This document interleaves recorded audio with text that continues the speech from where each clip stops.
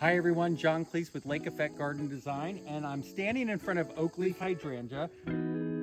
I know, I'm always pushing natives. This is not a native here, but I did want to point out this is a hybrid. This is actually the Munchkin, but I wanted to show you it's mid-September here in West Michigan, and we're already starting to get the pink.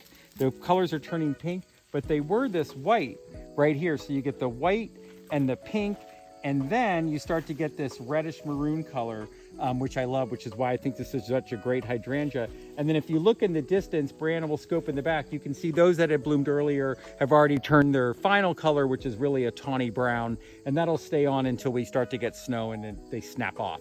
Or the deer eat them, whatever comes first. But deer do kind of like this plant, but I will say again, this is a Munchkin, and you can see how high it is. I'm 5'8", I think, 5'10", I forget. But they do actually get really big, and every time the deer eat them, they just kind of prune them for me. So if you're looking for a fantastic hydrangea, this is fine in full sun, and right now I have this really in part shade, and they do just fine. So get out there and plant some Oakleaf Hydrangea. Please like this video, and please subscribe to the channel Lake Effect Garden Design so we can help you plant more natives and non-invasive natives in your garden.